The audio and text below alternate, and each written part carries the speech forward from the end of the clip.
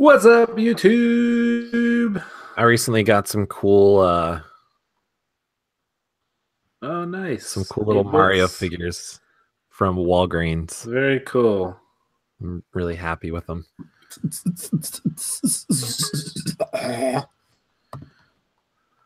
Oh, hey, you two. Yeah, Prince All right. Oh, I didn't show you. Look at this. You see that? Oh, that's awesome. Is that a light? Yep. Oh, nice. Neon. Are you going to turn off all the other lights and let that thing that looks even better than light your face? It's a little dark. Oh, no, it's not. That looks even better than it does in the box. I can see fine. All that light's coming from that. Yeah. Oh, wow, Yeah. that's turn it off. Yeah. See, there's still enough light to see your face. Yeah, from the screen. But you got some cool stuff in the background. Who's texting? Oh, it's Isaac. Is that like your one corner of the house, Chad, that you get to? Oh yeah, this is my spot. This is my place. It's YouTube. This just came in new. So there's my Mario Maker poster, Zelda. Nice. Obviously some Skyrim. Here's all my Star Wars books in canonical order from beginning to end. There's Snoke there. There's some Jabba, some more Star Wars stuff, some trades, some video game books, some pops, Sunday school stuff. Yeah, there's some posters. There's my Mario cereal. I bought a box to eat and a box to display. Dude, I did the same thing. I actually bought, because it was super on sale when I saw it. Like, dude, it was crazy. It's like $2.50 a box. So I got it for like the week before I had walked in, we were grocery shopping, and I was like, man, I'm gonna go look. And couldn't find it anywhere, not on the shelves, not on any end caps. Right. I looked it up online, and they were saying like they don't know when stores are going to get it back. Like people were selling it on Amazon for like $25 a box. Jeez. And so I was so close. I even told Cecilia, I was like, I'm gonna buy. I know one. you Just might think one. it's dumb, but I'm gonna order some online just to like have it. Who knows when they're gonna do this ever again. They did it like way back when with the Zelda cereal once. And like those are worth decent money now. So like, who knows?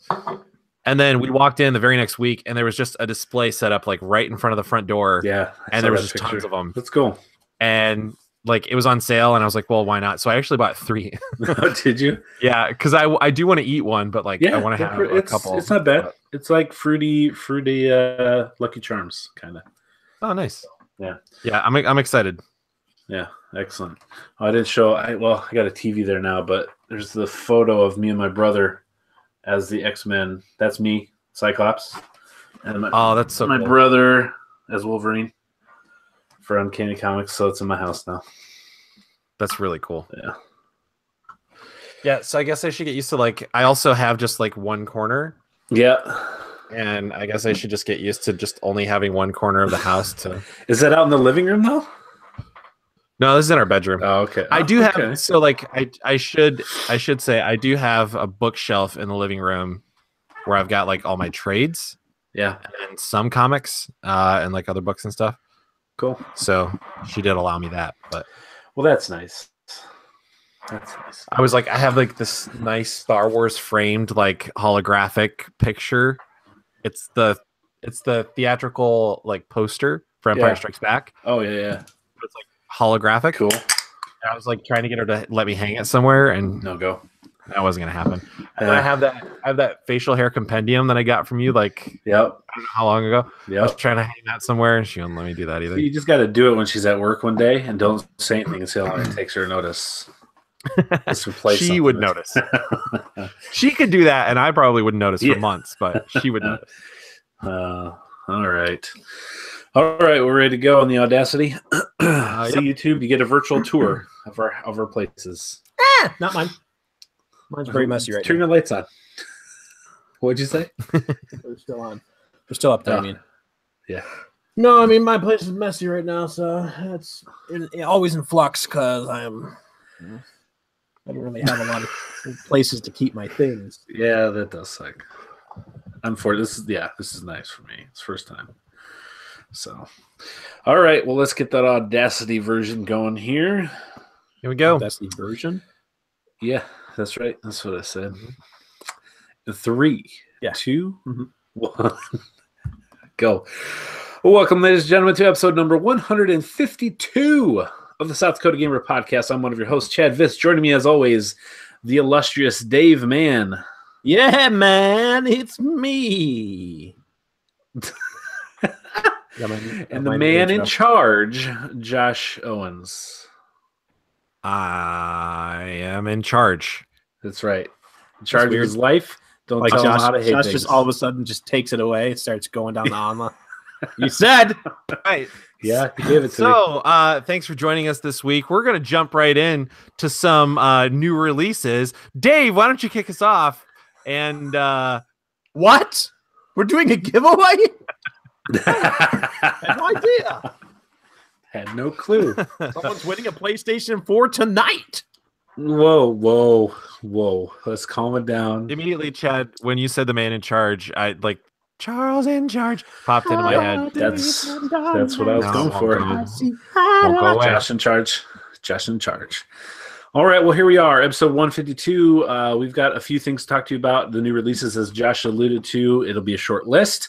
The things we've been playing, some news you can use, including a Nintendo Direct Mini, some PUBG talk, Assassin's Creed talk, and some Frotnite discussion. And then we're going to finish up the podcast with a topic given to us by a Patreon supporter and a little special segment that we have not decided the name of, but it's a chat with Isaac Ali. You maybe remember him. And then Game Scoop's 20 questions to finish off. So before we get too far into it, I want to just mention real quick our YouTube page, our channel rather, and our Patreon page, site, place to go. YouTube, South Dakota Gamer on YouTube. We would love to have you subscribe if you haven't done so already. We're really pushing to try to get to that 100 subscribers. We're currently sitting at, I think, at like 65. We are going to be adding some extra videos and some Let's Plays, some reviews and things like that here going forward into 2018. We talked about a little bit about last week, but we're going to get that going here real quick before January's up. So go over there, subscribe to us if you haven't already, just so you can see those videos that come up. We'd really like to have you do so. And then also, while you're doing that, head over to patreon.com/South Dakota Gamer. We've revamped our reward system and our tiers on there. We're going to be more enjoyable, I think, more rewarding for just giving us anything, whether it's $1 up to as much as you can stand to lose. I mean, invest every month, whatever you want to give us. There are rewards for you. I'm just going to read off a couple of the ones we have. If you give us $1 a month, you're going to be entered into a giveaway. We're not giving away a PlayStation 4 in this particular giveaway, but it's a Patreon exclusive giveaway twice a year rather. Once in May and once in November. We're going to give away a package including video games, comic books, random video gaming merchandise, and some other personal touches from us, whether it be Dave's going to sing a song for you, he's going to record a mixtape, and we'll put that in the box. Josh is going to draw his famous portraits that he's good at. He's a real good drawer. Yep. I'm gonna draw Chad like a French girl. Yep. And we'll put that in there for you. So every month that you sponsor us at the $1 level, you will gain an entry into that giveaway. And that's for Patreons only. So the group and the number of entries will be a little bit smaller than we did for our PlayStation 4 giveaway, for instance, last year. So that's for $1 a month. If you go up to the $5 a month, you will get that entry, as well as you'll be able to sponsor something specific on the podcast. You've heard the Firsthand Supply being sponsored. You heard us promote Andy himself. Those guys have been at that level. So if you'd like to promote anything that you're into, we will do so. We'll shout it out at the $5 a month level, as well as the entry into the giveaway 2 times a year. Maybe you're strangely proud of your butt, and you could just tell us to say good things about your butt for a few minutes on the podcast. You'd have to send a picture in of your butt. We would need to see it. We need evidence. We have to know what we're talking about. But so Josh is going to give his email here real quick so that you can do that. Josh, go ahead. Because he's the one that wants it. It's send me your butt pics. Oh my god. But pics is spelled PIKS at gmail.com. I've actually thought this out. I've already got things set up. Don't do it. This is just a for instance. I'm pretty sure if you looked, that email is going to already be claimed. I'm positive it will. Yeah, by Josh, of course, by Josh. Yeah, as he just mentioned. All right, so I also have a couple different ones with like slightly different spelling. Email on the internet, and whatever you find is associated with Josh. .biz, .gov. Yeah. No, .org, Chad. I really just want to get out there. Yeah, fair. It's not for profit. Not for profit. All right, so that's a $5 level. Whew, why would you go any higher? I don't know. At the $10 a month tier, you'll get to be part of, again, the giveaways. You get a drawing into that. You'll also be able to sponsor something, and then you'll be included in our South Dakota Gamer Community Game Night. So going forward for the 2018 year, one night a month, we are going to do a specific game night for the community that's on Patreon. So everyone that's involved in Patreon at the $10 a month tier, we will have a one-time a month gaming night. Hopefully all three of us will be able to make it, but even if not, all three of us will be able to. One of us will for sure, and everyone else that's at that level will play together. Whatever game you guys want to play, you can decide, you can call it. We can play different games, but we'll play as long as you want to play. Whatever game you want to play all night long, we're up for it. That's $10 a month tier. I'm gonna say I'll commit also because I feel like I probably don't own all the same games or maybe as many games as you guys or some of our Patreon supporters might.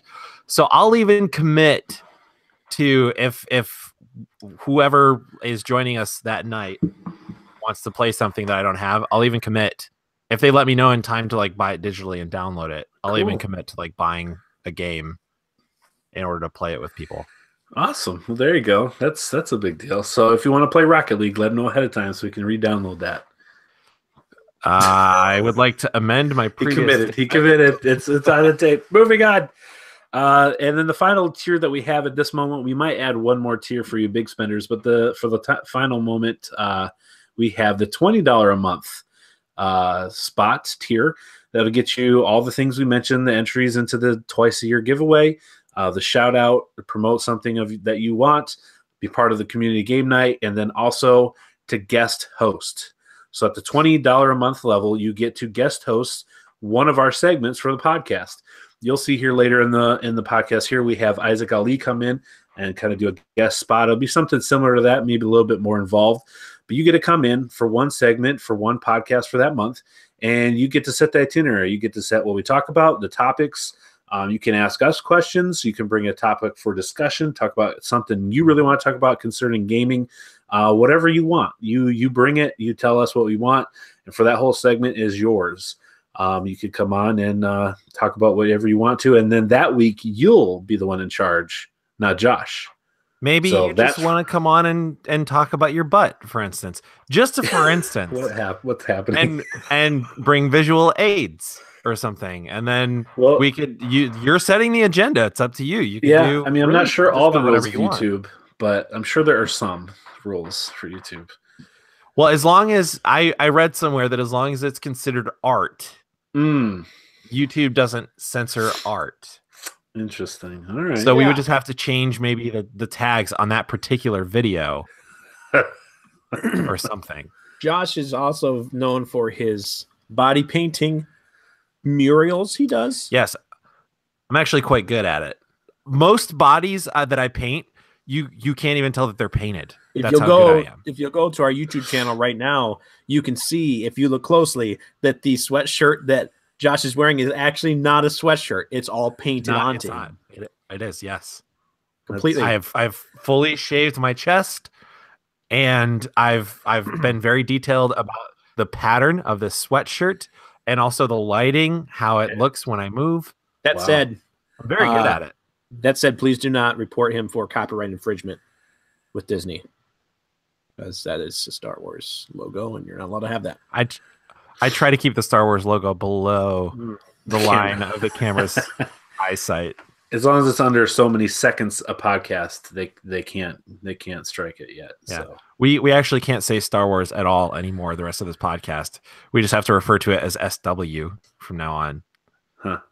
Interesting. Yeah. All right. Well, there you go. So if you'd like to have over patreon.com/South Dakota Gamer, those are the tiers available for you. And we'll have some cool things on there as well, as far as special posts, maybe some special videos and audio things just for our patron supporters. So for those of you that are there, we are very grateful. One of those people is Andy, and we're going to get to him in a minute here, sponsoring a segment. But before we do so, Dave, we have 2 new releases for this week that I'm aware of. Would you mind telling the lovely folks what they can buy this week? The new releases for this week, January, starting for the 16th, for the PS4 and the PC, Street Fighter V Arcade Edition. Now, correct me if I'm wrong, guys. It seems like Street Fighter keeps on pumping out versions of their games over and over. Specifically, Street Fighter V had a couple different releases here recently, did it not? Yeah, it's been out for a little while. It had some issues. They fixed some things, and now this is an arcade version. Okay, so this is arcade version, but it's so you have to buy a cabinet, and give it quarters, and basically give it a room. Yeah. You can. Yeah, obviously you'll have a key and you can open it up and use the quarters, but you cannot. It only releases the latch until you put like $75 worth of quarters in it. That's so right. you kind of just have to like spend, you know. Yeah, in perpetuity. Anyways, and also be careful if you have an arcade cabinet in your home, because you'll start attracting punks that probably smoke underage and are just generally hooligans. Yeah, and you'll get a lot of unwanted butt pics. Josh. And it won't even be for like scientific study. They'll just be gratuitous butt pics. And you really don't want that. So think long and hard before you buy the arcade edition. Yes. And then on the January 19th for the 3DS is Kirby Battle Royale. Now, this is where Kirby parachutes down into an island with 100 other Kirbys and just does it out. Does it like inflated thing. Did someone change the title to that? Because I have a feeling I don't remember having that typed in. I feel like that's the for real title. I don't think that's what they mean by it, but I feel like that is that is what it is. It definitely comes at just the time where it seems like, wait a second, what? But now that we're talking about it, I would totally play 100 player every man for himself Kirby fighting weird game. I totally thought one of you was pulling a fast one on us, but it's a brawler video game, part of the Kirby series. It is definitely called Battle Royale. Okay, there we go. That's it for your new releases. All right, that's it. That's all. All right, so that's going to bring us into what we've been playing lately. We're going to quickly go through this one for you. But before we do, we're going to tell you that it's brought to us by our good friend, Patreon supporter, Andy. Andy's a great guy. He has sent us a real nice email this past week. He's been around for a long time, and we do appreciate his patronage. He has brought back... Speaking of that email, just real quick, I need to interject and say, give a public apology to Mr. Andrew Complin. He friend requested me on the PlayStation Network, and hermit that I am, I didn't recognize the player name. And so not only did I ignore that friend request, I actually deleted it. So he recently friend requested me again, and I accepted. And then we did the real name request thing back and forth. So we're like solid now on PlayStation Network. Good. But for a second, I feel like Andy maybe thought I hated him, and I don't. I just didn't know who it was. So there we go. Sorry publicly, Mr. Compliment. And I'm sure he has no problem with it. He's a super nice guy. So he has brought to us back the word of the week, as we had done previously, and he's given us a list, so guys. Excited. So we have the very first one that he gave us, and obviously you both know, being the wordsmiths that you are, know what this word is. And the word is haruspecs. Haruspecs. No, Chad. That's not what it is. Come on. That's already. Dave, Dave, I was the goofiness. That's what Dave, I was going to correct him, Dave, but I was going to correct him, Dave, but I'll let you go ahead and let him know how that word is actually pronounced. I mean, always coming in here. Silly he gets Chad. the list. He gets the list and still mispronounces them. Obviously, he put it here for a reason, and everybody knows because Street Fighter V was announced just before it. This is a move called the Haru Specs that is shot out through the hands. It's a rainbow color flame, and it just goes through the screen, knocks everybody out. But when they get up, they're really happy, and you win by happyality, right? Because what do they call it? Mortal Kombat friendality? Mortal Kombat. Yeah. Yep. That's what it is. I mean, it seems specs. Yes, it seems like that's exactly right. Unfortunately, what it really is in ancient Rome. Wait, what? What was Josh's? He said that He said that's what it was. Oh, I nailed it. Yeah, I'm 100% on board with the Street Fighter movie. He likes the Haru specs. I like that. So you're both exactly not right. In ancient Rome, a religious official, it's a religious official, the name given to a religious official who would interpret omens by inspecting the entrails of sacrificed animals. So you're so close, but you barely, I mean, you're off like a degree. And you missed it to the left just a little bit. Huh. So the Haru specs. It's a religious person that would interpret omens by inspecting the entrails of sacrificed animals. All right. Haru specs. That is. That's it. It's a thing. You learn something. The more you know. I mean, you come to this podcast.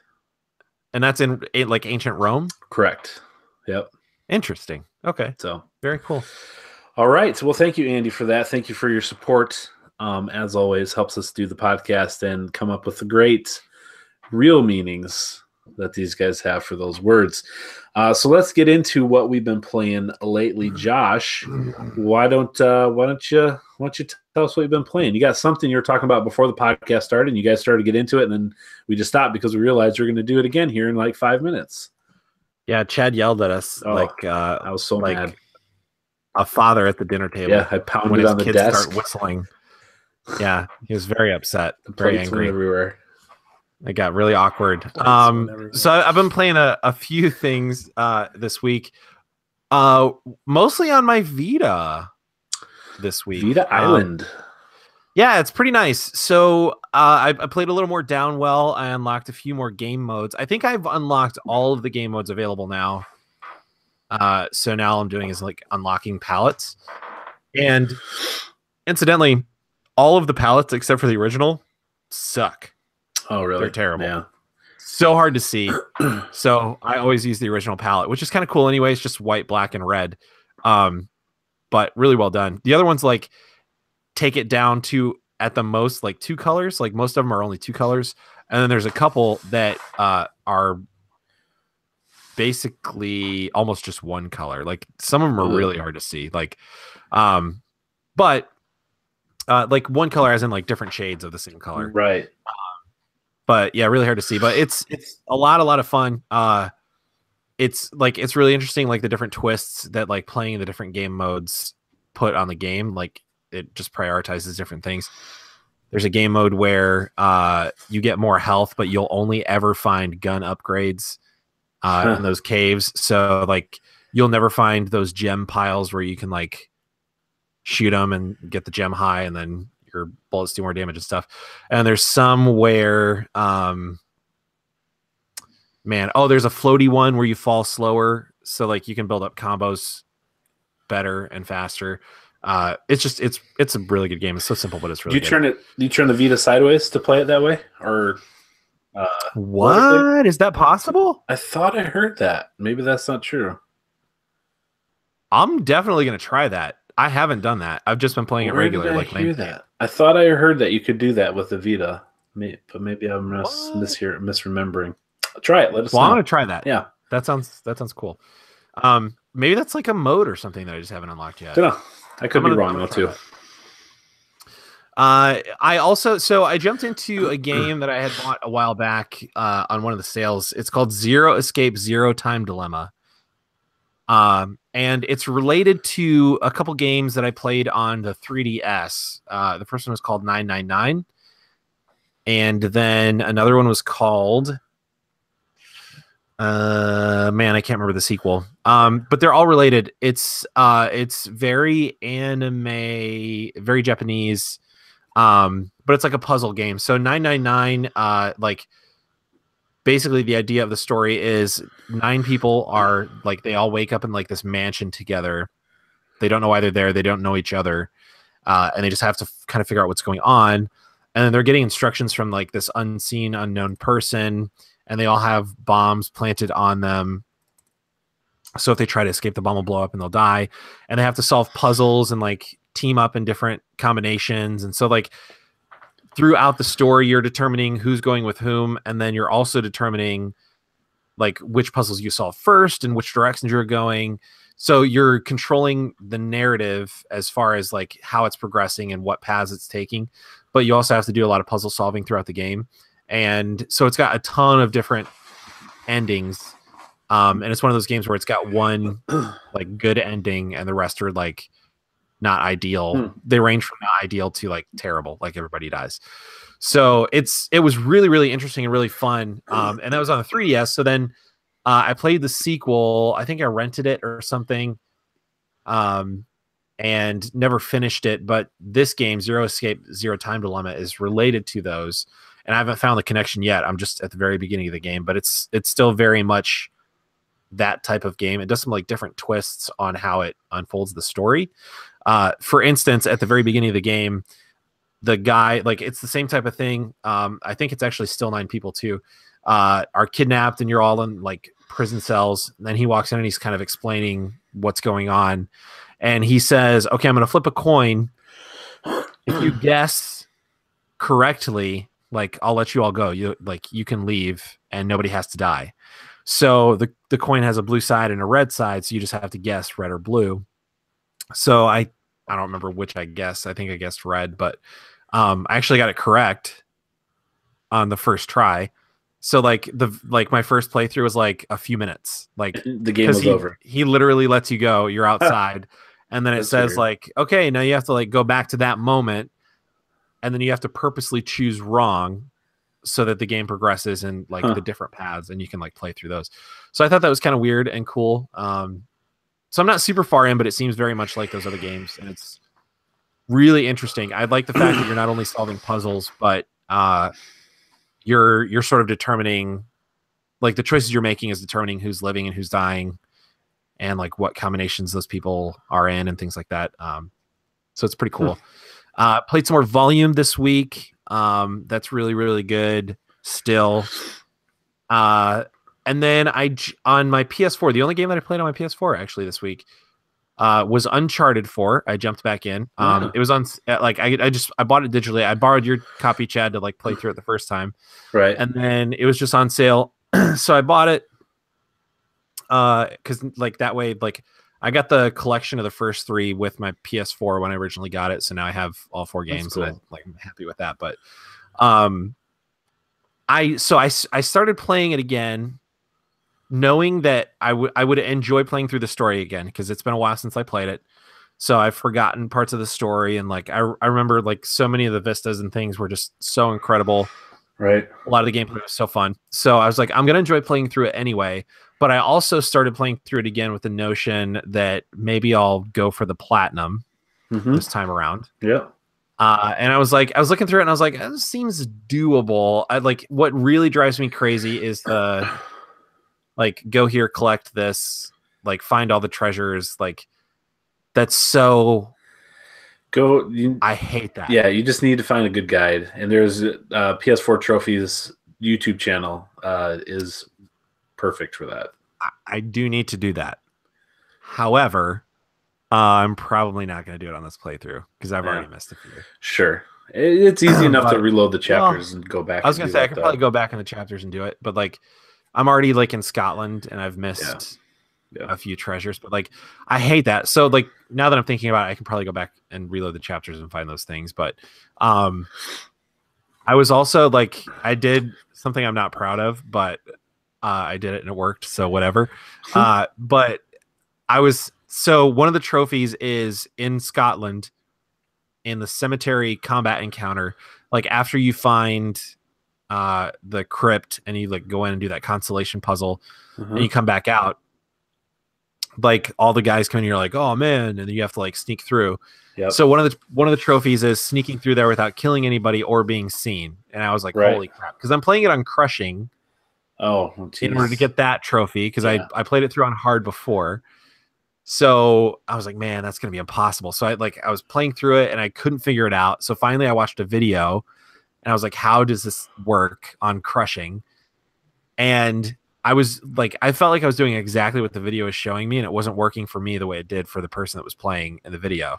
Like, you have to get the timing just right, and like, there's a point where you have to sneak behind two guys' backs within feet of them without them seeing you, and time it just right so you can get up to the door and open it before, like, that way you're invulnerable and like you can just get through without them seeing you. And it just wasn't working. So I was like, I wonder, because I played through it on hard already, so I have hard and like all the difficulties below that unlocked. So it's like, I wonder if I could go back, and I started a separate save for crushing. So it's like, I wonder if I could go back and load my hard save, then go to the main menu, and then select that mission, and then select the difficulty. So I did, and then I put it on the easiest difficulty and aced that trophy, and then got it. So back to crushing. Not proud of it, but it worked, and I got the trophy. Yeah, absolutely. So yeah, but it's cool. Man, it's still so good, and I definitely want to try for the platinum, if not get it. I feel like it's doable.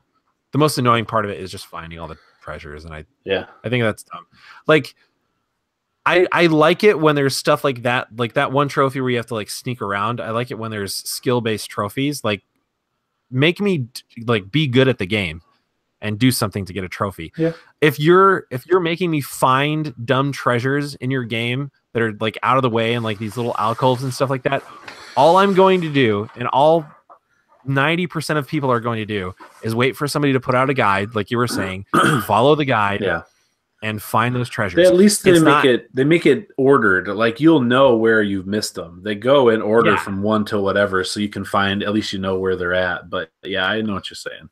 But it's not like it doesn't add anything to the game. I don't some enjoy cool. doing You get that. some historical stuff to a lot of them. Blech. I hate it. It's true. It's not even like Tomb Raider. Like, on Tomb Raider, you could get like a little blurb about whatever you're collecting. I feel like in Uncharted, it doesn't even do that. It just shows you, like, it tells you what the thing is and it shows you what it is. But there's not like information about it or anything. I don't know. So yeah, kind of annoying, but I might get the platinum in that. And then the last thing I played was Axiom Verge, which I think Dave has played. I'm playing that on my Vita. I think if any game was like made to be played on a Vita, it's that game. It's so good. And it's also frustrating, but it's like frustrating in that like difficult Metroidvania style game way. So like, if anybody's not familiar, because I wasn't entirely familiar with what this game was before I started playing it, but it's a side scrolling, like, it's very Metroid type game. And it's got some mechanics in it that I've never seen, like, in a side scrolling, like, 8-bit art type game. Different guns, and then you acquire different abilities. There's like a lab coat that lets you teleport through walls. And you get like a enhanced jump at some point and like a few different things. So it's really, really cool. At some point you get like an upgrade where if you're at full health, you're a little more powerful and things like that. So it's fun. But it's definitely very unstructured and very like, just figure it out. Sort of like a Metroid game would have been. So it's fun. But I think I'm definitely going to have to look up a guide at some point. Yeah, it gets tough, man. I mean, I got fairly far in it for a while, and it's perplexing. Like, there's a lot of places you'll go and the maps get so huge and you're like, okay, I swear I've been there. Yep. But like, you keep getting new things and unlocking new stuff, and then it's hard to remember, like, okay, can I access this area now because I got this new tool, this new weapon. But a couple frustrating things. I guess not frustrating. The first one is not frustrating. It's just like I haven't faced a boss yet that I felt was actually really difficult. Like most of the common enemies to me are more difficult than the bosses are. The bosses I've faced 3 so far, and I haven't really faced a super difficult boss. It was weird because I felt the same way, and then when I got my SNES Classic and I played Super Metroid, like the first boss, I was like, what the heck? Like, how did I ever beat this as a kid? It was like, oh my word. But when you play Axiom Verge, the other ones are so annoying, and some of those ones that just zip all over the screen and you're trying to like stop them and aim. But the bosses, there's like bosses. There's screens that I'll come to, and the just normal enemies, like I'll die on that screen like 4 or 5 times in a row, and then when I get to the boss, I think I've only died once in a boss encounter, and that was on the 3rd boss I've faced. So I do wish the bosses were a little more difficult. But the other frustrating thing to me is, and I know this is part of the genre, but like I'm way far away from the beginning area at this point. And I have abilities now that I could use, and I know I could use in the beginning area. There's like places I couldn't go in the beginning area because I didn't have my jump or my teleport thing. And now if I want to go back to the beginning area, I have to backtrack through all these different, like I would have to find my way from where I am all the way back to the beginning just to like figure out what's in those areas. And that's a little frustrating. I wish there was like some sort of a fast travel in the game, but I know that's part of the genre, so they did that on purpose. But cool. It's a really good game. Like for any flaws that I see in it, it's actually a lot of fun. I was like, it was ideal because I was kind of looking for something between that and Uncharted. I was kind of just looking for something that I could just jump in and just have some dumb fun with for a while, and just like shoot things or like run around and find stuff. Because after finishing Pyre's like a lot of strategy, and like you have to care about the story, and so it was a little deep and a little more involved. So I was just looking for something that I could have dumb fun with. But a lot of fun. So that's what I played this week. Very nice. All right.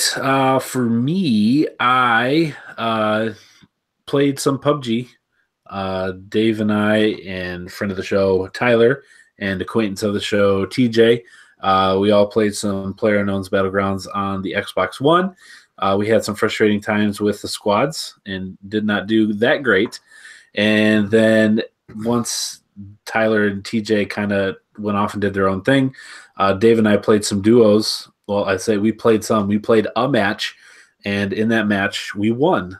We got first place in duos, and that was a lot of fun. We dropped literally at almost the furthest north you can drop in the entire map, up in a little peninsula on an island, which I guess that still is a peninsula.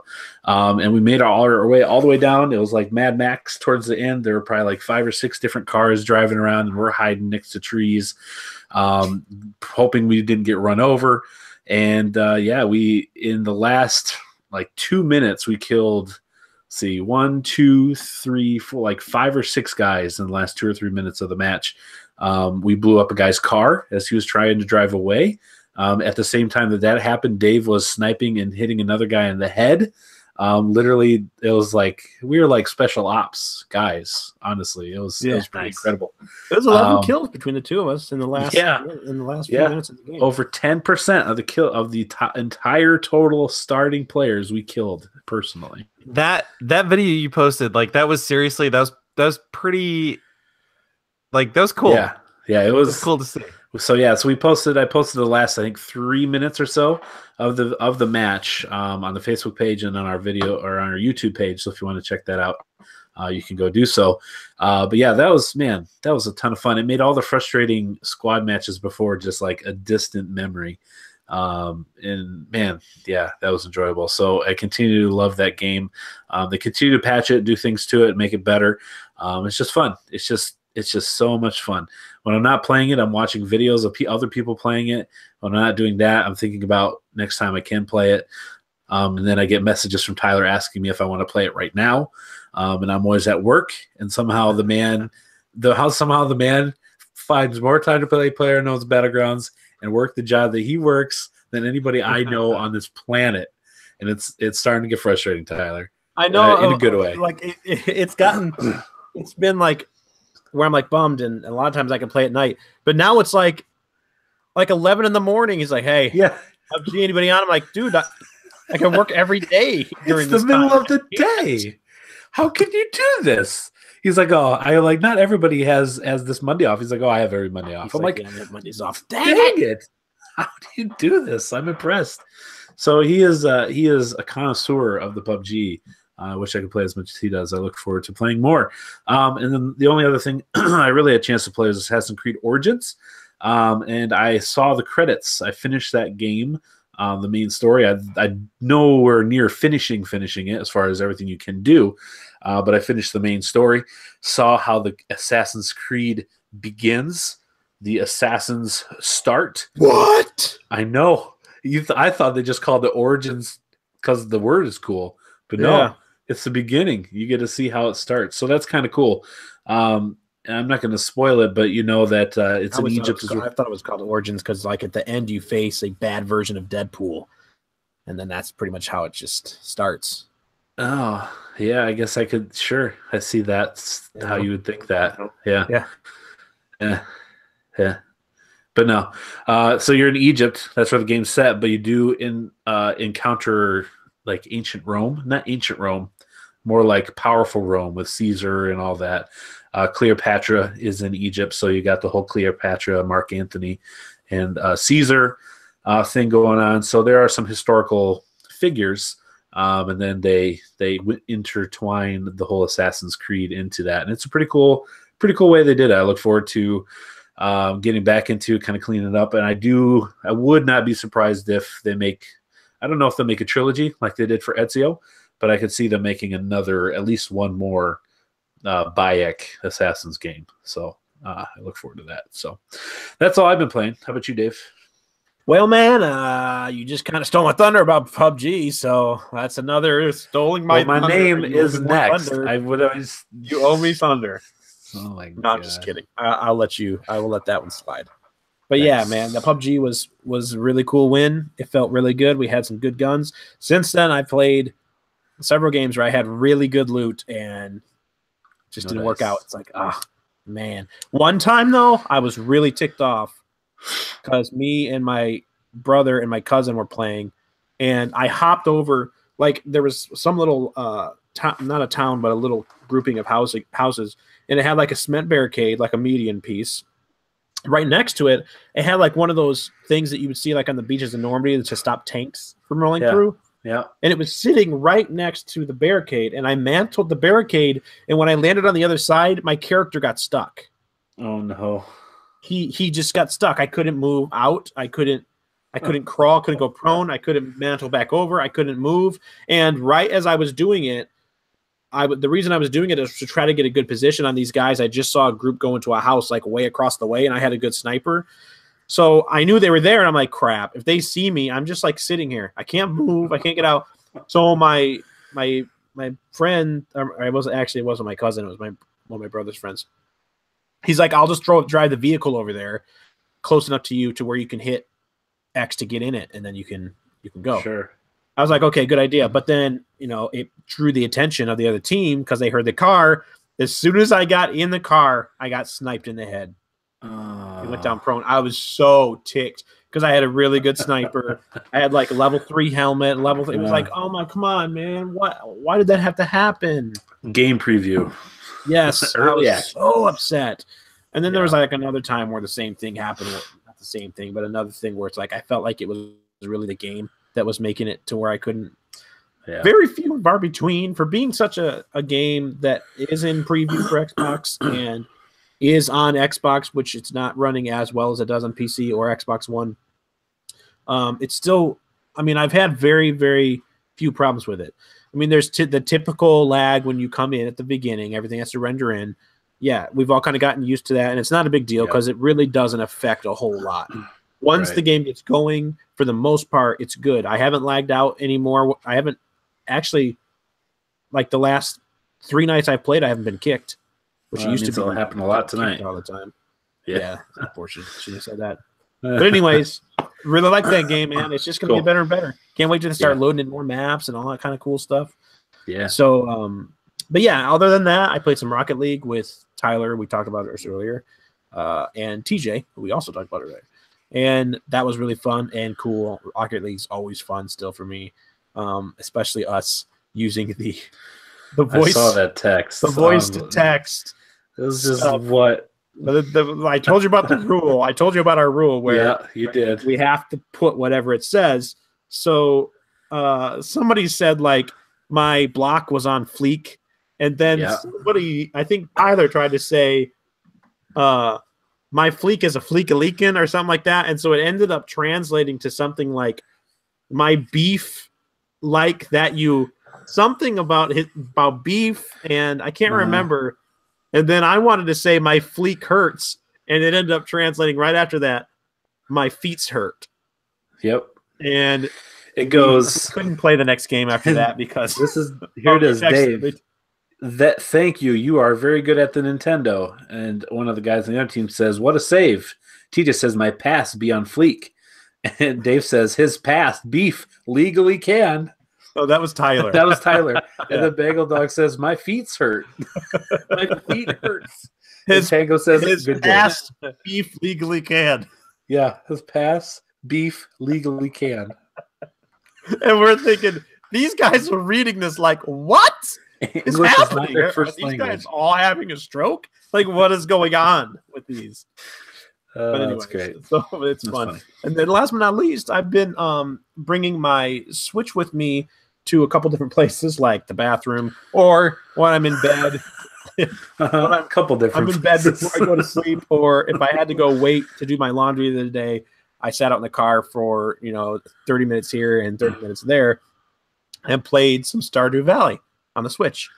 Cool. Which it's a game that I always want to get into, but I always get pulled away because of other stuff. And now that it's on my Switch, I have way more time to do it because there's a lot of times where I'm just sitting still and I'm not in front of my console, and I can pull out my Switch and play it. And so it's cool. So I'm still at the very beginning stages of the game. I never did get really far any of the other times I played, but I'm looking forward to getting into it.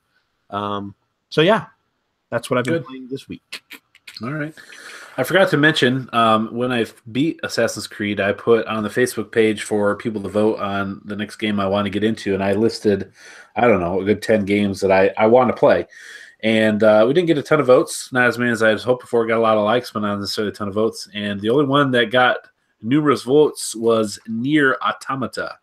So when I'm doing the single-player stuff, I'll jump back into that and try to finish that game up. So thank you for those of you that voted in that and gave your input. I want to play every game that's on the list, and then a couple that were added that I forgot to put on there. So I got a lot to play.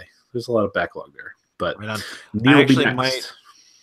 I might use your list in future months. That list in the future months is like a couple inspiration ideas for myself. Sure. Yep. Very cool. All right. Well, that's going to bring us into the news that you can use if you so choose to do so. All right, so we've got a few items on the list. The first one is going to be in reference to the Nintendo Direct Mini that was rumored to be happening on the 11th, and it did indeed happen on the 11th, but they called it a mini. It was only like a 14-minute video, and they went through games that are either announced already and gave them dates, but everything that was happening that they announced was going to be happening before the summer. So spring games of 2018. And then also in the last few times they did a mini, a couple weeks afterwards, they did an actual full-blown Nintendo Direct. So keep your eyes peeled for an actual Direct here in the next couple weeks. Would be out of sorts for them. So we'll just run through this here real quick. If you have any thoughts or ideas or feelings on some of these games that we mentioned, feel free to interject. And I didn't include everything. I did leave some things out. First one that I got, though, is the Pokken Deluxe DLC is coming out January 31st and March 23rd. Two different Pokken Deluxe games or DLC packs. Just going to add some new Pokemon into the fighting game there. We got the Kirby game, got a release date March 16th, and it has a 4-player mode where you can play 4 players together. Hyrule Warriors coming to Switch this spring. I'm excited about this. Now, Chad, I never played Hyrule Warriors for anything else. This is different from a regular Zelda game. It's not like the Four Swords or whatever, where you play the Zelda game with 4 people. Correct. This is a tactical type. It's game, right? Dynasty Warriors. Are you familiar with those games? I was gonna say it's like Dynasty Warriors, where it's Dynasty Warriors are Japanese games. It's a one hero and just hordes of enemies, and you've got amazing powers, and you could just wipe out hundreds of enemies. So you play as Zelda, and this will have all the DLC. So you can play as Zelda, Link, a lot of different heroes, and the enemies are the Zelda enemies that you fight against. Cool. So it's an open world, like button masher almost. But yeah, I'm looking forward to this one too. I think this will be something I'll pick up as well. But I'm really looking forward to the next one. Mario Tennis Aces coming spring 2018 with a story mode. Really? I actually missed the story mode. I got to watch. I watched this in pieces while I was at work.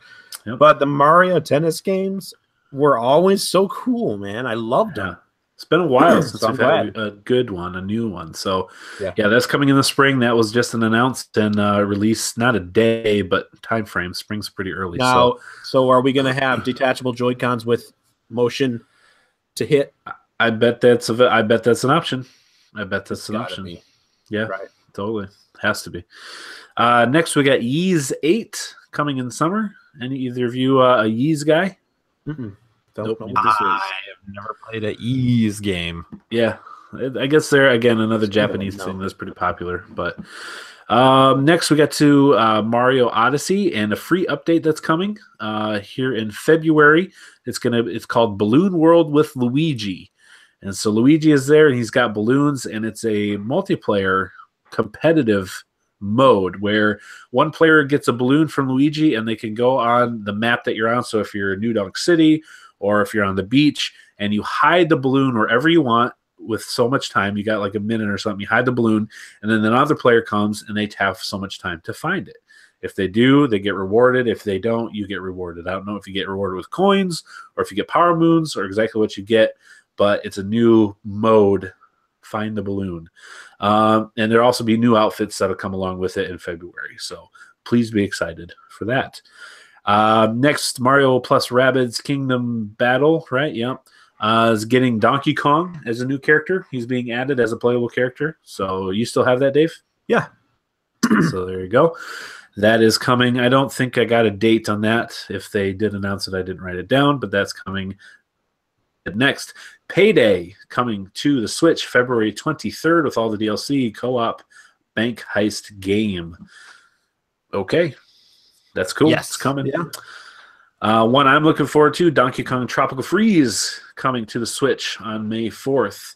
I love Donkey Kong Country back in the day, and I did not play Tropical Freeze. It was on the Wii U. I've heard real good things about it, and I plan to pick this one up. So May 4th, Tropical Freeze. And then the final one I put down here, Dark Souls Remastered, coming not only to the Switch, but also the Xbox One and the PlayStation 4 on May 25th.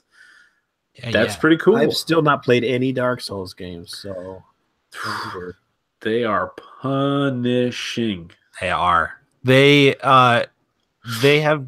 No, I was gonna say they've gotten less so over the years, but no, they haven't. No.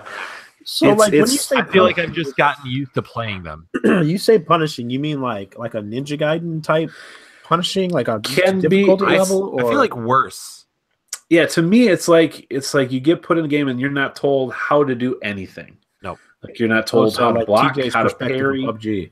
Yes, TJ's perspective of PUBG. You're not even really dropped into a game and you're not told anything. 100%. Because this, like the stats, the way they represent the stats on your character are really obtuse too. It doesn't, like, a lot of times it won't straight up tell you this is, like, it's just symbols. So it doesn't tell you like this is strength, this is defense, this is magic, this is whatever. It's just symbols. And so you either have to look it all up or just sort of like feel it out and figure it out as you're playing. Trial and error. But like, yeah, from that to the fact that like the gameplay and the combat is just brutal, to the fact that like the way you level up is every time you kill a character, every time you kill an enemy, you earn souls. You like absorb them, and then if you still have them all by the next time you get to a bonfire, or like the upgrade place, like usually there's like one central location where you go to like upgrade your character. Then you spend those souls to upgrade your character. But it gets really, really frustrating because there's no saves. Like you can't just save while you're playing. You have to make it to a bonfire to save your progress. And once you activate a bonfire, then all of the enemies respawn where they were. So if you've collected, like if you're working your way through a super difficult area, and like there's the bonfires are spread out, so that usually like once you get through an area, you may find a bonfire on the other side. But as you're working through, if you die, all those souls in that spot where you die, so then you have to work your way back to that place and pick those up again. And if you don't pick them up again, then they're just lost for good. Yeah. So there's been points when I've had like 100,000 and just something unexpected happened and I died, and then I died on my way back to go get those, and then they're just all gone. Yeah. I played it on the 360. And those are the times where you just want to quit. Yeah, I played it on the 360 a little bit, and only because I had Crash Gordon on YouTube and Twitch. I literally watched him play beat for beat and just followed his walkthrough. I would not have had any clue what to do or how to do it. I got to Yarnum, where they shoot the poison darts at you, and that's you're talking Bloodborne. Am I? No. If you're talking Yarnum, maybe Yarnum's not the right word. It wasn't. It was Dark Souls. It was for sure Dark Souls, and I went down. The first one. Yeah, the first one. Because I beat the two gargoyles on the roof. I killed the dragon by the bridge by cheesing him. Yep. I shot his tail from like underneath the bridge with my bow. Yep. And I got to an area where it was like there's like poison, or it was poisonous swamps or something like that. It felt like I was in the Hobbit, and I was in the dungeon where the trolls are. Not the trolls, the whatever they are. And there's like the wooden bridges and stuff. That's where I got, and even watching, I just kept dying. So it's the type of game where you can even work yourself into places. The first time I played Dark Souls, I got like 15 hours in, and I'd worked myself into a place where I could not progress anymore because I wasn't supposed to be in that area because I wasn't high enough level, but I couldn't get back. Yeah. To where I needed to be for my level. So I had to start the game over. Like, you can work yourself into positions like that. Like, I would say the Souls games, the only games that I would every time for everyone recommend you play with a walkthrough. To me, the difficulty level of the game warrants it, and it doesn't take away from the enjoyment of actually playing the game. Right. But if like it's almost like if you don't play with a walkthrough, you're probably not gonna you'll spend countless hours trying to figure out where to go. Most people will. Like I played through maybe half of Bloodborne. Bloodborne compared to the Souls games is a lot more linear. Right. And I played through like half of Bloodborne without a walkthrough, and then I needed one for that too. And that's like way more linear than the Souls games. Yeah. But I will say the Souls games are way less punishing than the Demon Souls game that they released for like PS3, I think, which I played. That was like my intro to these games. And that one didn't even have bonfires. Like, you couldn't save until you like finished an entire world. And there was like a hub world that you could go back to like once you beat the boss, but you couldn't save at all. Yeah. Oh, Dark Souls. So, people like insane. Punishment. But they're really, really good games. Dave, if you're interested, cool. I would say like most of them, a lot of them you can get like fairly cheap at this point. Like Bloodborne you can get pretty cheap. And the Souls games, I think. Like this one, so Chad, also that note that I had added that said it was full price, this game, I misunderstood what I read. They were considering giving a discount to people on PC that already had the original game. Right. And they're saying is they're not discounting the remake. Right. So it is slated to release for like $40. Right. But the originals are pretty discounted, I think, at this point. Yeah. So like I'm still working through the second one. I finished the first one. Still working through the second one, and then I'll like download and play the third one. But very difficult. But I think like it makes it feel that much better when you actually like beat a boss or finish an area. It's just, it's a love-hate relationship. Yeah, it's rewarding for sure. All right, well, that's all that I have from the Nintendo Direct Mini. The next item on the list still is regarding Nintendo Detective Pikachu, which we talked about before on the podcast. They're making a video game, or a movie rather, with Detective Pikachu. But the video game itself is coming to the West on the 3DS in March 23rd. It's coming with an amiibo, which is a larger size Pikachu with a little Sherlock Holmes hat on. So people said he sounds like Danny DeVito in the video game.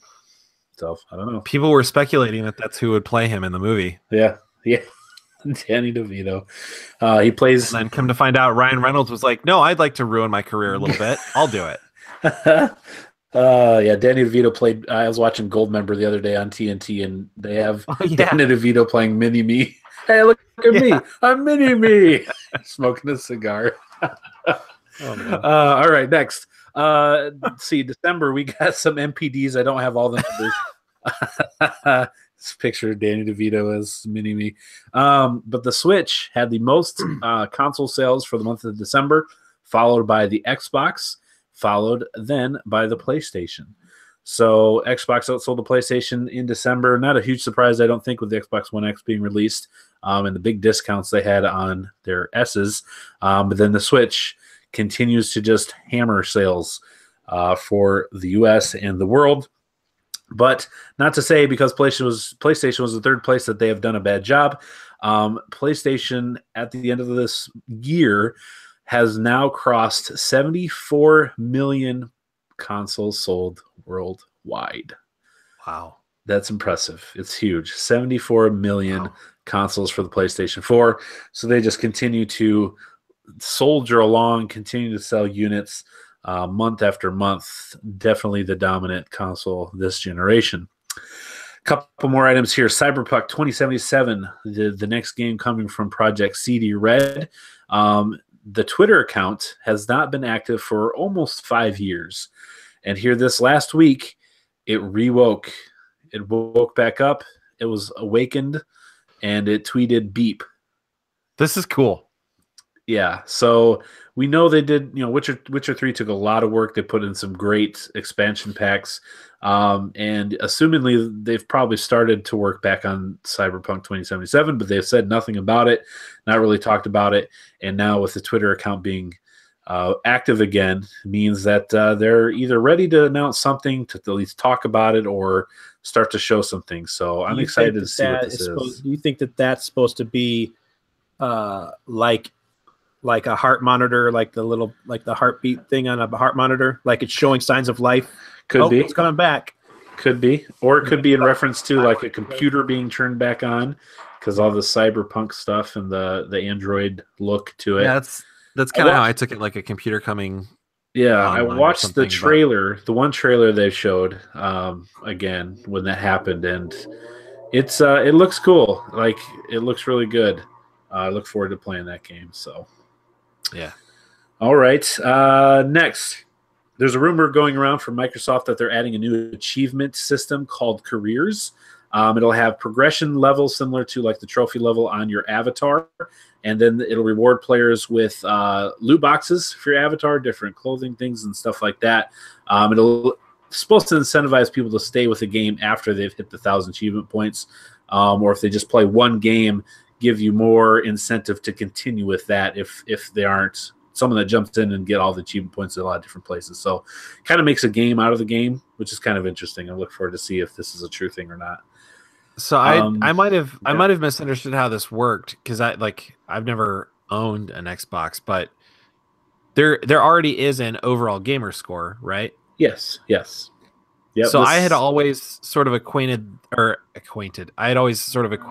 with the PlayStation like trophy level. Is that not so? That's not like really an equivalent. No, there's no level per se like there is, or percentage. It's just a number. So there's 1,000 points in each game. So if you get all the trophies, you get a platinum in PlayStation. If you get all the achievements, you just get 1,000 points. That's the max. And then DLC will add extra ones. This will add levels to that, and levels, I think, within each game. and then doing those challenges in whatever they set will get you different rewards that won't go to your number, your achievement scored number. It'll go to your avatar or your level, where you'll get clothes specific for that game or something like that you can put on your avatar that you use. I see. So sort of similar then to the trophy level, because like it's basically just layering that like right. It's mechanic adding another layer, into right? Yep. Because like the trophy level on like PlayStation, from what I understand, it's not necessarily as much about how many trophies you have as it is about how many different trophies from different games. Right. Like I think that also factors into, but like the whole like loot for your avatar thing is pretty cool. Yeah. So we'll see. It's just a rumor at this point. We'll see what it is. But Microsoft has always been on the edge, like the cutting edge of gamifying that, and the gamer score. They had those before trophies existed and things like that too. So I look forward to see what did they ever monetize the avatar stuff? Yeah, oh yeah, you can buy clothes and props and stuff for your avatar. I've always been able to do that. That's so crazy. Yeah, and people. I mean, I've bought shirts and stuff. Oh yeah, I bought all kinds of stuff for mine. Yeah. Stupid. And now I don't even use my avatar crazy. anymore. Iron Man still there though. Man suits, Batman suits. Yeah, they look cool. Lightsabers. Interesting. Yep, absolutely. Yeah. All right, next, Assassin's Creed Rogue is the Assassin's Creed game that was released at the same time as Unity, but it was released only for the Xbox 360 and PS3. They are remastering it and releasing it for the PS4 and Xbox One, and it's coming out on March 24th. Is the protagonist a woman in this? No. Is there one where she is? Yeah, there is one that was a PSP game. Okay. Or Vita, and they did release that for the 360 PS3. That's what I thought. Okay, so I remember something like that happening. And I misspoke. It didn't come out at the same time as Unity. It came out at the same time as Assassin's Creed 4 Black Flag. See, I haven't finished Unity, and I haven't even played Syndicate. Yeah. This is before those. This came out at the same time as Black Flag, but it was only on the 360 and PS3. It has a lot of the same ship mechanics. And from what I understand, this one, you start off in the Assassin's Guild or Assassin's Creed, and then by the end of the game, you turn rogue and you join the Templars. Oh, wow. Huh. So I'm actually I really want to play this game. So I'm afraid, though, that the jump they made in Origins, right, and all the new things that they did, they aren't going to be in this game. So I'm afraid going back is going to feel really clunky and bad, but I really want to see the story. Yeah.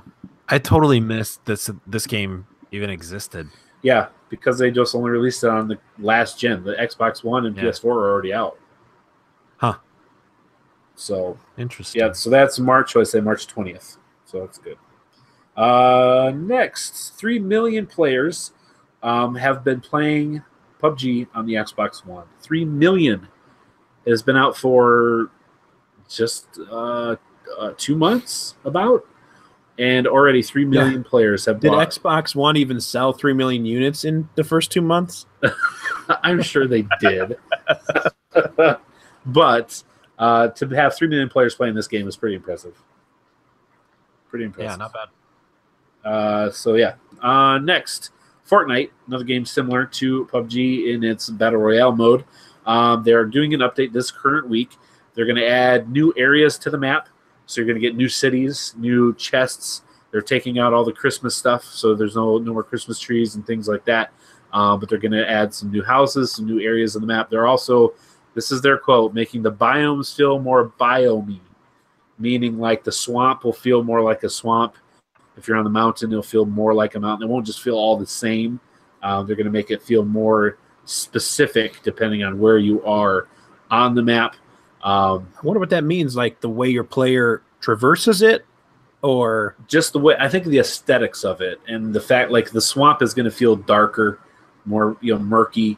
You're going to feel like you're in a swamp. When you're on the mountain, you're going to feel like you're out in the open. So it's going to be more sound. Yeah, I think it's going to be more aesthetically what you would expect. Not so, it's just like really, no matter where you are, it feels the same at this point. So they're changing all that, adding some new houses, adding some new chests and things like that to update it. They're putting time and effort into this mode of the game, this free-to-play mode of the game. So I'm excited to see that. Across the PC, And I do believe also the consoles, they've broke 40 million players playing this game. That's very, very good. I mean, yeah, for this game to have come out of nowhere and everybody kind of be like, yeah, you know what? What's this Fortnite?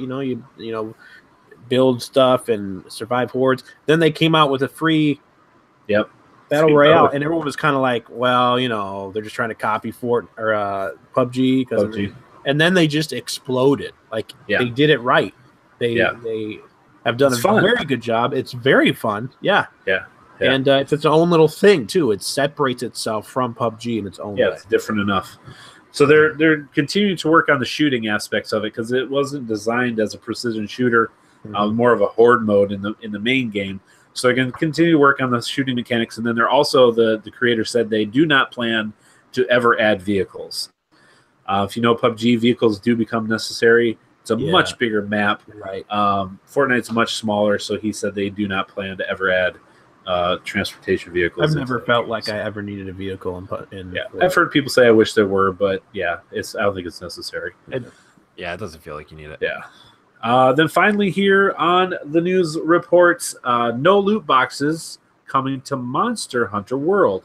So thank God. Yeah. So Monster Hunter World is a game coming out here early February, and I believe there is a beta coming up here at the end of, or actually this coming weekend. This weekend.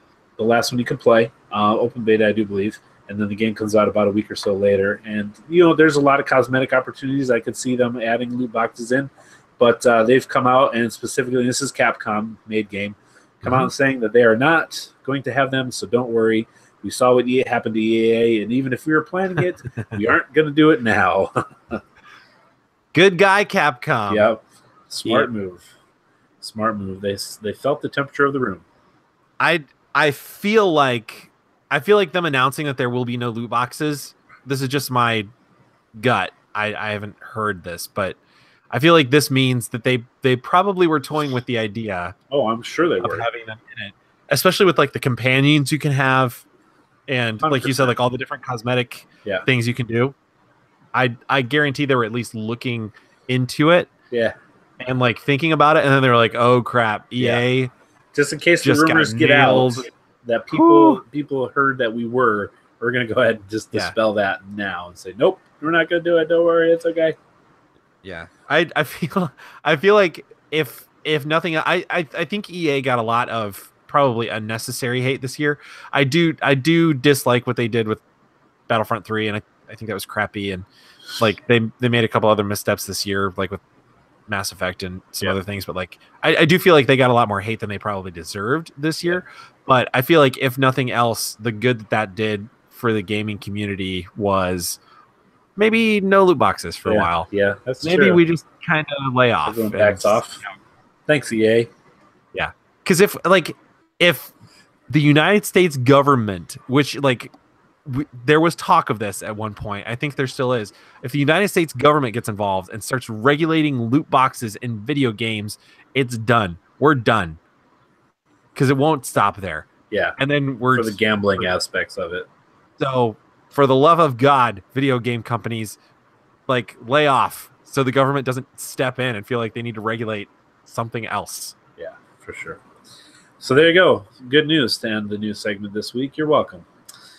All right, that's going to bring us to a topic this week. Again, Patreon, Andy, has asked us a few questions, and we're going to answer one in our opinions this week.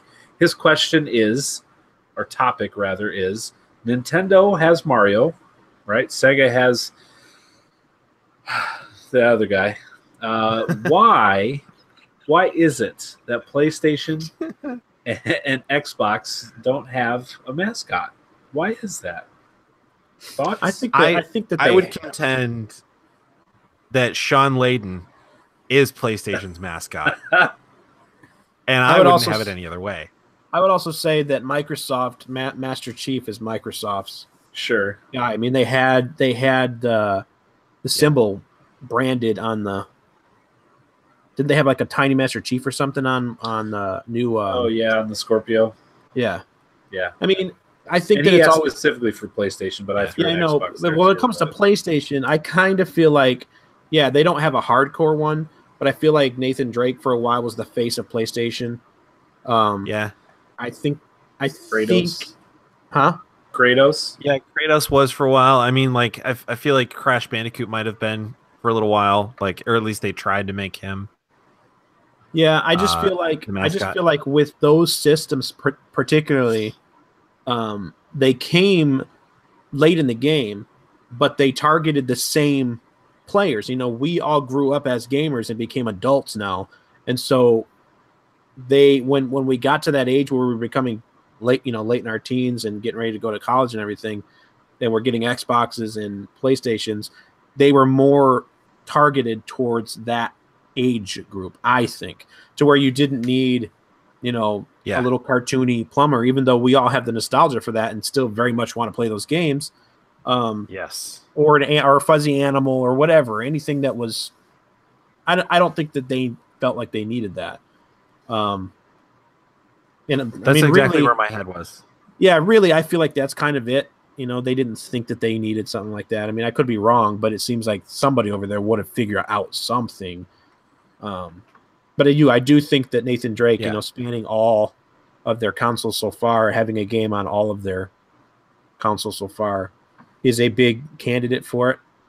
I've heard arguments that maybe they're going to try to make Spider-Man the new face because they've got the rights to that and stuff, but I don't know if that's going to happen. Yeah. But I mean, like back in the day, like when the Tobey Maguire Spider-Man movies were coming out, like because that was Sony, right? Like that was so closely tied with the PlayStation system. The PlayStation 3 font was the Spider-Man font. Yeah. But yeah, Dave, like I'm right there with you. Like the first thing I thought when I saw this question was, I feel like neither system ever felt like they needed to like set up a mascot per se to like help their branding or set up like this feel or like community thing or whatever they were trying to do. Like I think these were geared towards maybe a slightly older audience that didn't necessarily need to see like, well, like who's your cartoony spokesperson. But I think also you nailed it when you said like we have the nostalgia for like Mario, for instance, or like if there's like Sega kids out there like Sonic. Don't say it. Now I have to destroy this. Sorry. Yes. All right, we got to start over. All right, I'll stop my recording right now. And we can't even start over. It's just shoot. All right, well there goes the podcast. It's been nice. But like I think the nostalgia factor, because those were video games for children, like children targeted, yeah. And like we all grew up playing those games when we were in grade school and like very, very young. So the nostalgia factor is there, and so like those have kind of stuck around as like iconic mascots for systems, but like culture and marketing and everything was completely different back then. Mascot platformer was king then. It just doesn't seem like it needs to be a thing now. So there have been like the flagship franchises like Uncharted and Halo and like all those like throughout the years, but those seem more like I just listened to an episode of Pete Holmes' podcast with Troy Baker, and they were talking about Pete had never heard the term system seller before. I was talking about that, but like those always seemed more like system sellers than like they were trying to be mascots or anything. But yeah, totally. Yeah, I agree with both Dave and Josh. So good question, Andy. Good topic. Because you don't even see any, like, Nintendo's not bringing us any new characters. Sega's not really doing anything new. They're just kind of relying on that nostalgia. And you don't really see the mascot platformer as a thing anymore. So I think it all died out with the Noid. You guys remember the Noid? Oh, the Noid. I played both of those. I had both of those games back in the day. I probably still have. Or Cool Spot. You remember Cool Spot? Yep, I had that game too. That was for the Sega. Cool Spot. Yep. Yeah.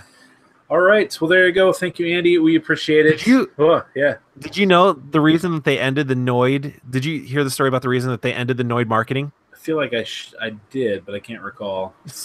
So I don't remember where this guy lived, but there was a guy that like he had some mental issues, Oh yeah. I think undiagnosed, but I'm not positive about that. But like, he became obsessed with the Noid and felt like either he was the Noid or the Noid was speaking to him or something, and ended up.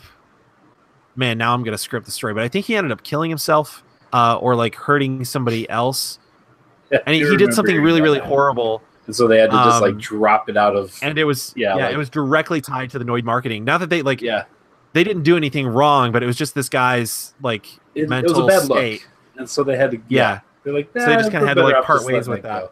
Just have some pizza. How about that? But, pizza. Yeah, that was real weird anyway. But yeah. All right. Well, there you go. Thank you, Andy, again for the topic. That is awesome. Andy. All right. Andy, what do you think? Yeah. Were we right or were we wrong? Particularly, Andy, what do you think about Sonic? Write in, email. Oh yeah, please. Drop the little amount of money and come in and be a co-host, man. Come on. Oh, you and me, buddy. Yeah, you and me. Ooh. Oh no, don't this. I'm immediately regretting that tear all of a sudden. I don't know Andy's thoughts on Sonic, but I'm worried for anyone. Just come in and talk about Sonic for a whole segment. Oh my gosh, what have I done? Hey man, I can pay the money and come in and do it. That I was gonna say that would be hilarious if one of us just did that for fun. Oh my gosh, I guess I'll take the money. All right, so we're gonna do a quick segment here, real quick. Speaking of guest hosting, a friend of the podcast, you may recall and remember his sultry tone of voice, Isaac Ali, is coming in real quick to discuss some Persona 5, some Xenoblade Chronicles 2, and some Skyrim on Switch. So please look forward to that. We're going to transition right over. Isaac, take it away. It's a bright new star. Oh, come be the first. Stop. Just stop. YouTube viewers, if you would like to hear Isaac, you're going to have to download the audio version this week. He didn't want you to see his face. He's got a real big pimple. He wears a big pimple right there. Just like yeah. So Isaac doesn't exist. He's a character that we've created for this podcast. Yeah. So download the audio version to hear Isaac's. I think it was about 10, 12 minutes or so that we talked to Isaac. It was good to talk to him. So we put all three of our voices to hear Isaac's take. Make an AI version of a voice out of our three voices. That's Isaac's voice. It's impressive. Computer technology, it's a phenomenon. All right, so there we go. 3, 2. All right, we're back. Thanks, Isaac. It was good to talk to you. Let's finish up this week's podcast with a rousing. I would just like to say that the views expressed in that segment with Isaac are not reflective of the views of every host of this podcast. Just Josh, and are purely the views of those Josh, who spoke those things on that podcast. Not reflective of the podcast as a whole. And to Merry Christmas to all, and to all good night. We're fine. Order Baker says, Cook says, Baker says, birds of warble on key make way. Everything's fine. Simple weapons malfunction. We got it locked down now. Everything's fine. How are you? All right. Game Scoops, 20 questions. Boring conversation anyways. Scoops. Okay, I've chosen the game this week, and Dave and Josh are going to go ahead and answer that game and guess it. We're 0 for 1 this year. Let's even it up, guys. What do you say? Oh boy! All right, here we go. Chad, in this game that you are thinking of, do you wear a hat? Wear a hat. That's exactly what I was about to ask. Wow. I wouldn't call it a hat. Interesting. Uh-oh. So I'm going to say a hat, no. So we've got helmets. We've got... something on the head. Yep. All right, Chad. Yeah. This game that you're in, is it a... does it take place in like a... Are you like a military type person? Are you like in the... In some type of armed forces type outfit? No. Like, okay. All right. Chad, in this game, do you play as a human? Yes. 100% a human. Doesn't wear a hat. Could wear a helmet. Chad, did this game come out prior to January 1st, 2010?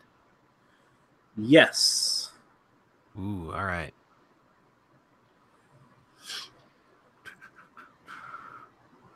No, let's wait on that. Let's see. That's a 2001 because it's bugging me that I didn't ask that one. Okay. Chad, did this game come out prior to January 1st, 2000? No. Okay. All right. So from 2000 to 2010, Human. we have PlayStation 2 and 3. We have Nintendo 64 and GameCube. And Wii? Chad, maybe? Was this a console exclusive game? No. All right. All right.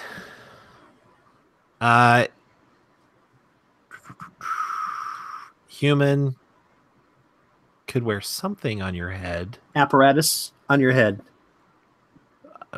Maybe like a doily. Wouldn't call it a on your hat. head. Maybe a headband. I wouldn't call a doily a hat. A kerchief, a nice kerchief. A headband, but it's not going to be like solid. It's not going to be Snake because that's an exclusive. Between 2000 and 2010, that's a Sony exclusive. No, it's not because of Nintendo. But it wouldn't have happened in between. It wouldn't have happened in between those years though on Nintendo. Could have. It was on 3DS and DS, I think. Really? Several versions of those games. Yeah. I played Snake Eater on 3DS. Oh, I didn't know that. Interesting. Let's see. Yeah, but that's like, I would say that's sort of military at least. Oh yeah, definitely. You're right. No, because I asked. Yeah, I was very broad as I could be on purpose. I used very poor choice of words in describing it, but I'm pretty sure that Chad got the gist of what I was. Chad Viz got the gist. How many questions have we asked so far? You've asked 6 questions. Okay. All right. Chad, is this a first-person game? No. Chad, was this game released on the generation of PlayStation 2 and Xbox? Yes. Nice. Very nice. Okay. Which also would include what Nintendo? The Wii? That would be... The Wii was PlayStation I think 3, GameCube was Xbox contemporary. I think GameCube probably would be more relevant to that generation. Wait a second. No, Wii U came out with 360 and PS3. So Wii would have came out in between or at the same time of Xbox. That seems so long. No, they're like staggered. We came out a while after PS. But I think we came out after PS3. So then, but Wii U came out before PS4. So they launched 2 consoles in the same. Maybe. Well, now whatever. It's probably going to either. If we focus on PlayStation and Xbox, we'll get it. It's always been staggered a little bit, I think, with Nintendo. PlayStation 2, sorry. Okay, so we know it's not exclusive. So both of them. Yeah. So, and it's also probably not like Splinter Cell or anything like that. Well, I guess we don't even know if you like shoot anything. Chad, do you shoot a gun in this game? No. So you are human, and you don't shoot a gun. Chad, is this a realistic art style of a game, like or where you're not a cartoon or whatever? Yes. That's 10. Ooh. All right. Okay, so we know it's.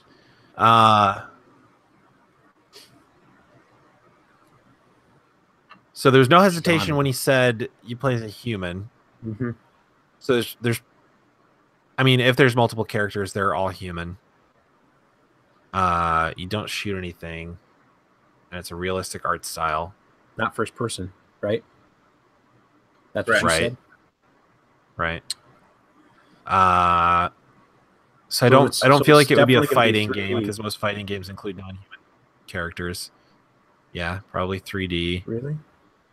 I guess. Not a big fighter, but yeah. All right. Black Ops. Mortal Kombat, definitely not. Is this Justice? No. Carlisle wants to help. Is this game set, or like when it was published, was it set in like present day? Yeah. Yep. Okay. Gosh, what kind of game would this be? We've got like he plays a human. Does this game have multiplayer? Yes. Okay. So you don't shoot. What are you going to do in this game? Shoot guns. In a 3D game. Do you got either over the shoulder or? But I think, back in that day of PS2 and Xbox, like once we got to where we are now we're doing a lot of retro gaming. I feel like it would have to be a 3D game. I feel like most games that were released back then were 3D. Like they were really digging into the not a platformer or like something. How to make it work. Or make it could be a 3D platformer. But I'm trying to think like if you're not shooting, you got to be either using swords or. And it's present day, so it's nothing like Skyrim or medieval stuff. Right. And you're definitely a human. There could be horror stuff. What could you wear in your head? See, the reason I thought military, because you're not wearing a hat, but you might wear a helmet. So that helmet could also be racing or some type of yeah. But then what else would you wear on your head? It's not a hat. A bandana. A helmet or like a space thing to breathe. Could be. I mean, I'm thinking realistic. You're a human and you wear realistic, so I'm not thinking any weird like creatures that would be on your head. Right. And I feel like or if you looked at the horror genre, you could wear like a headset. I don't know if any games that have that on there, but just think of it. If you look at the horror genre back then, I think Silent Hill, like every Silent Hill game has a gun that you can pick up at some point. Resident Evil, you definitely have guns, and those were the two big horror titles back then. And multiplayer. So most horror games, right. Most horror games, you've got Dead Space, which you obviously shoot, that had multiplayer. But if it's a horror game, it'd have to have multiplayer. There's not a lot of horror games that are multiplayer. Most of them. And Dead Space was later, right?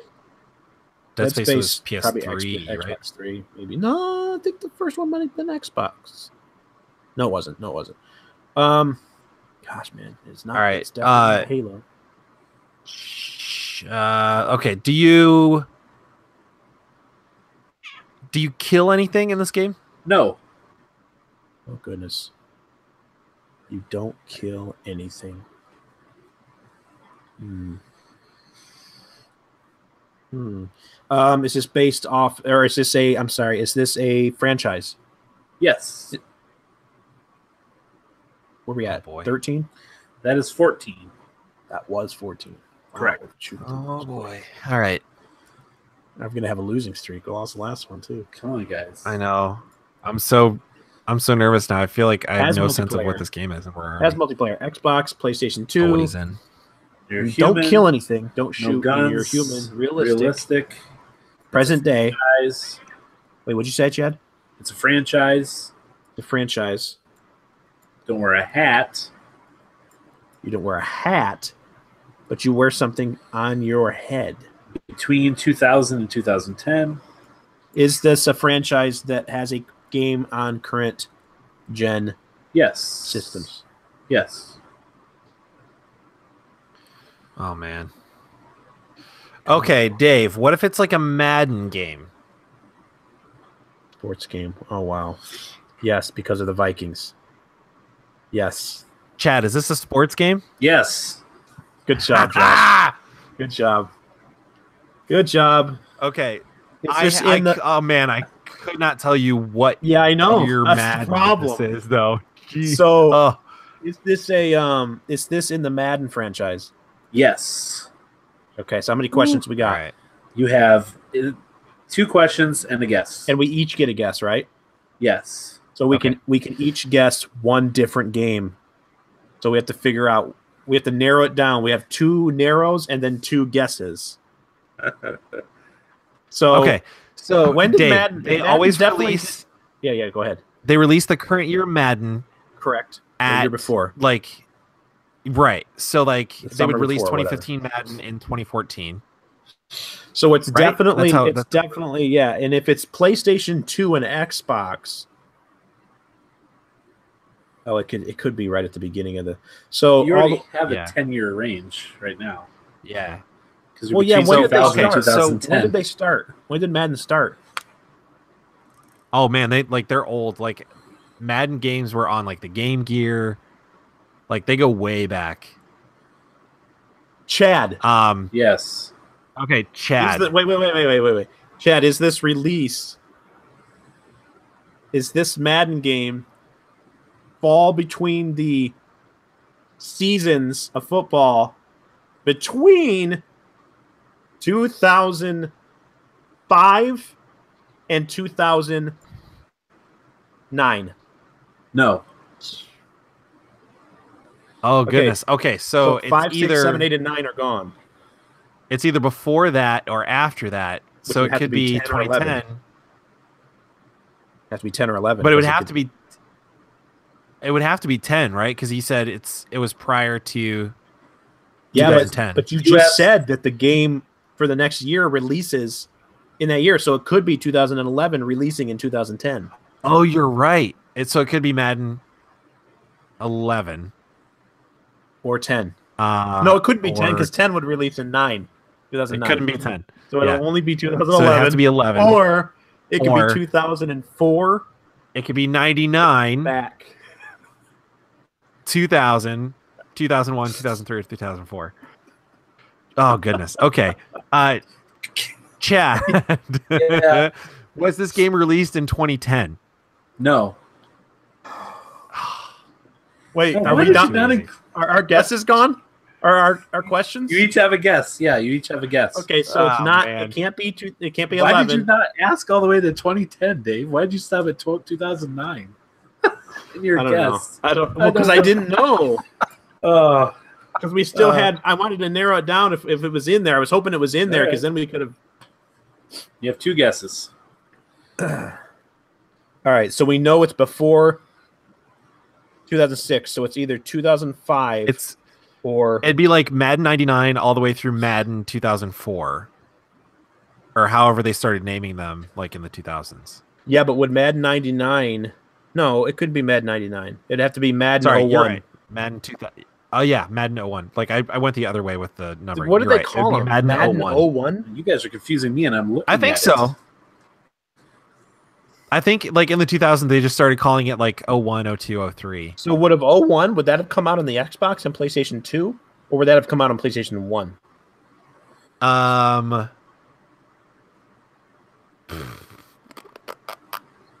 that's a good question. When did PlayStation 2 come out?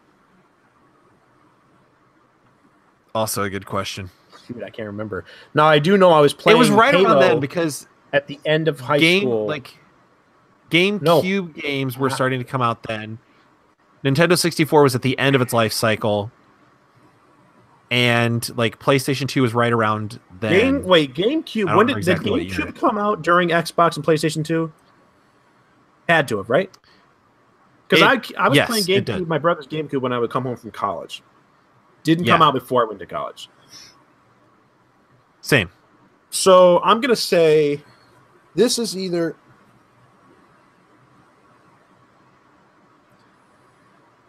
I'm gonna say this has got to. Man, there's like 4 of them. I feel like we only have got 3 guesses. Well, it could be. It could be 1, 2, 3, 4, or 5. Oh yeah. I mean, we might as well. Let's just take a shot. Let's go. Chad, is this Madden 03? No. Oh! Yeah. Hey, Dave. Yeah. This game. Come on, I hope you get it. Is there a specific year? Is there a certain year that's like important to the Vikings for some reason, Dave? I don't know sports. I don't know either. So, possible. Especially not Viking I'm trying to think. Okay, I am, I think, a year behind Chad in school. So Chad would have graduated in 2000, which means it could be 2001, and like he's, I don't know, or when he got out of college and started, so maybe it's, I don't know when he got out of college, probably 2004, 5? No, he was a year before me. Maybe 2004. So what did you ask? 2000? It was 03? I said 3 because it was right in the middle. Yeah. Chad, is this Madden 05? No.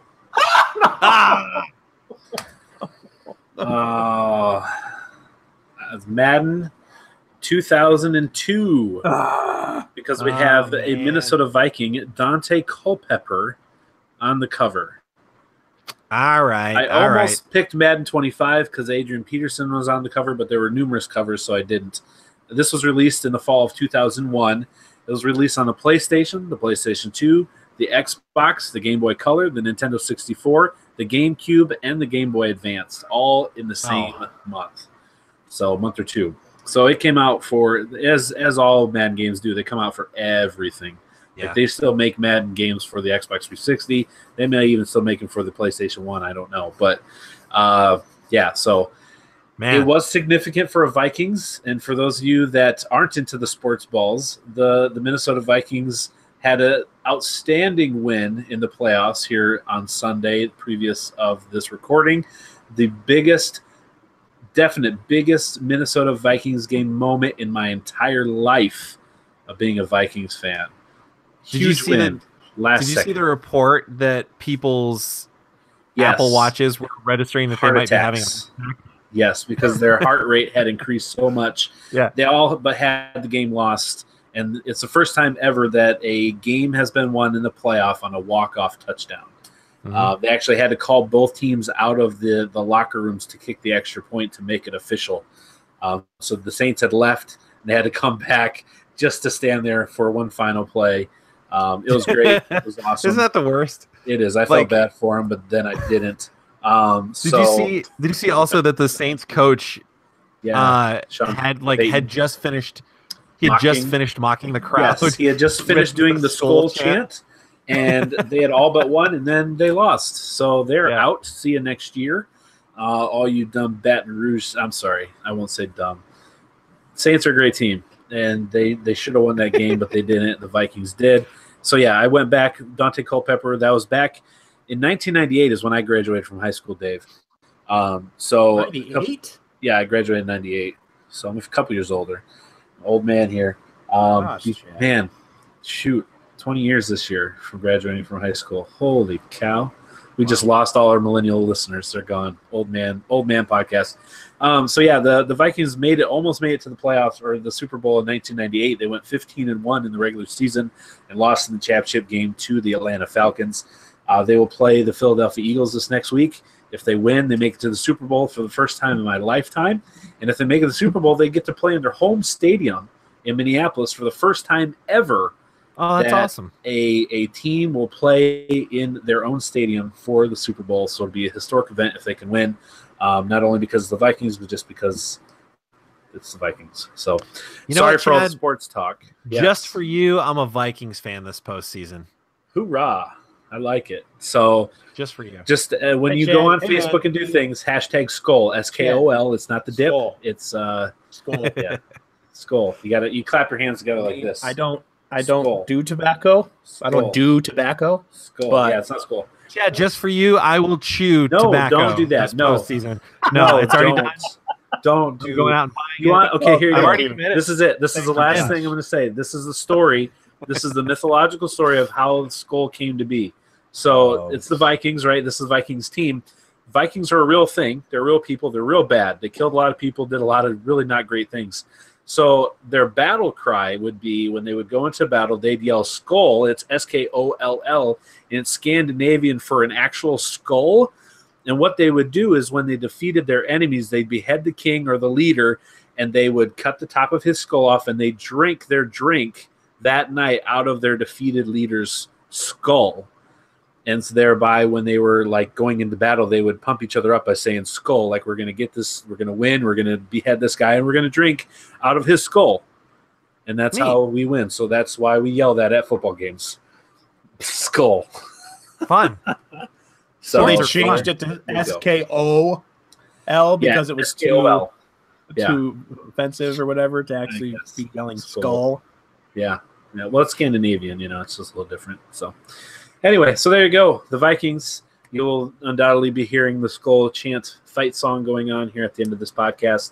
And we do thank you for listening. I'm going to apologize for my audio quality here at the end. The furnace kicked on, as you undoubtedly noticed. That's because it feels like negative 31 degrees here in South Dakota right now. And I did turn it down, but my wife is like, we're real cold in this house. So I said, yeah, turn the heat on. There are children here. So I apologize for the constant hum in the background. It sounded like you had a Terminator in the back that was like powering up. Yeah. It was like a cool sound. It was like... Yeah, and he's keeping the house warm at the same time. I thought I was going to thumbs up into the sky. Yeah, no, we're just trying to stay warm here in the frigid tundra of South Dakota. So thanks for listening. You guys are the best. We started off 0-2 for the Game Scoots 20 questions. Not a great record, but that's all right. We got plenty of weeks to. You were in the ballpark. You caught it just a little late. You were so Josh close. Did an excellent job. You did. That was, if you'd gotten a couple questions earlier, that revelation, I think you would have got it. So head over to patreon.com/South Dakota Gamer. Toss us $1, get entered into that giveaway we're going to do. Head over to our YouTube page and subscribe if you haven't already. We'd really appreciate that. Make sure you tell a friend about the podcast. As always, we appreciate listening, and we'll see you next week.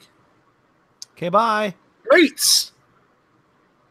Nah, I'm still looking. I don't think that's it. Didn't work. All right.